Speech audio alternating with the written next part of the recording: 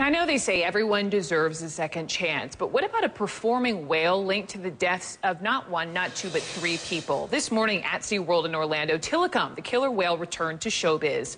This is the first time Tilikum performed in front of the public since killing its trainer 13 months ago. SeaWorld says performing is an important part of Tilikum's life. But here's the thing.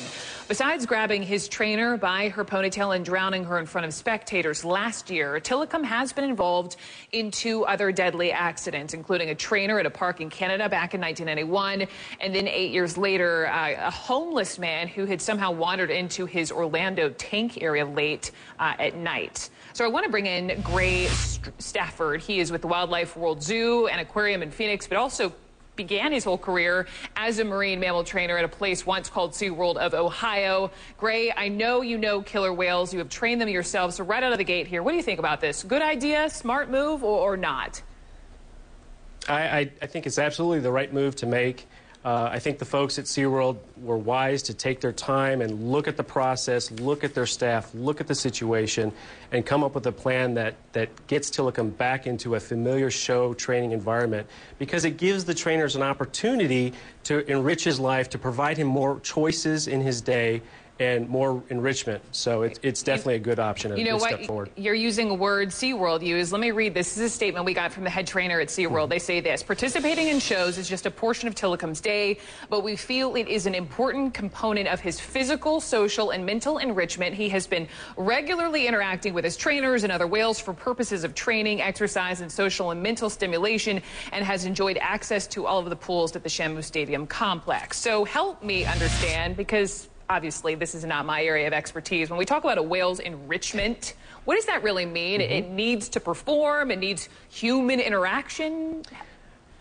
All of the above. I mean, this is an animal that's been in human care for all of its life, for most of its life. It's been in a training situation and a show situation. So, yes, I'm not surprised that they've done all sorts of husbandry type of training off exhibit and at different times. But there's nothing that compares quite to the show situation, because you've got an audience of thousands of people clapping and cheering. You've got music, you've got lights in some cases. So it is a very different experience for an animal that is used to it and has been rewarded for it. Let me just press you and just play the other side. I know you say it needs a show situation, but A, that's not a killer whale's natural habitat. B, this particular whale has killed 3 people. Why not, okay, why not necessarily euthanize this animal, but why not take it away, put it in a private facility, maybe some human interaction, but why back at SeaWorld? Well, there's no finer marine mammal facility than the one right there in Central Florida, so I'm not sure sending him to another facility really is in the best welfare for Tilikum.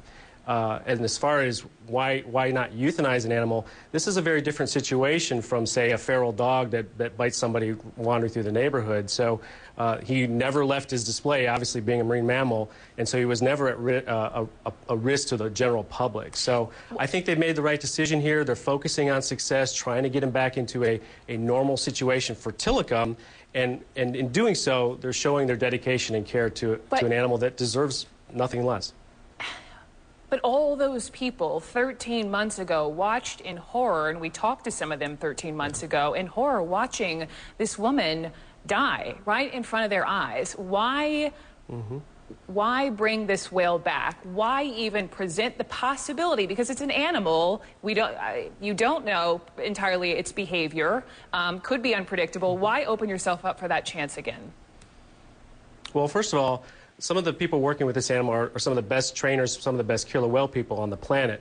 So I'm sure they've taken this time to put together a good plan to approximate him back into a show schedule.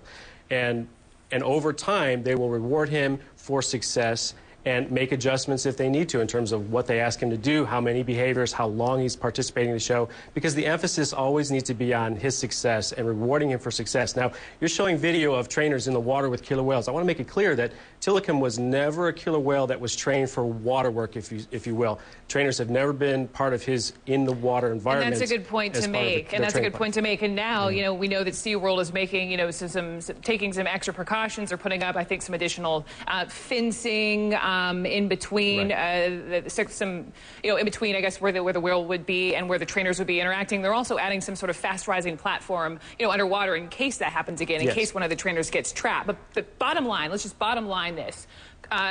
Could this animal kill again? Well, you know, behavior is very probabilistic in nature, and we do our best as caregivers to minimize the risks. But obviously, animals have choices. But I would put this in context.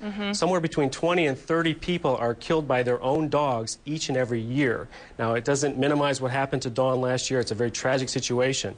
But we have people who are killed in car wrecks going to work every single day. So we have to kind of keep the risks in perspective to everyday risks that we all face just going about our business. And the value that these animals bring to public education and to conservation and to basic understanding of marine life vastly outweighs the risk, especially when you've got an organization like SeaWorld that is dedicated to making things better. In some cases, though, let's say for a pit bull, if a pit bull attacks, a pit bull is euthanized, a pit bull is taken away, or any dog for that matter. But I suppose, as you say, these are some of the best trainers in the world. They're aware of what could happen, and folks who choose to go to SeaWorld, they obviously know what could happen as well. Right, Greg?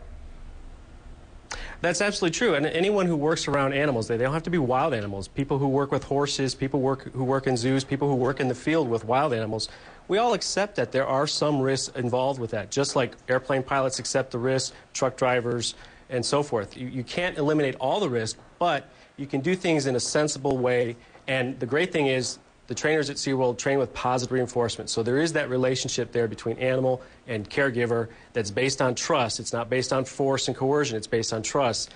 And that goes a long way to mitigating some of the risks, that's for sure. Here's hoping that never, ever, ever happens again. It was horrifying for all of us who were watching 13 months ago. Grace Stafford, thanks for putting it in perspective. Thank you so much.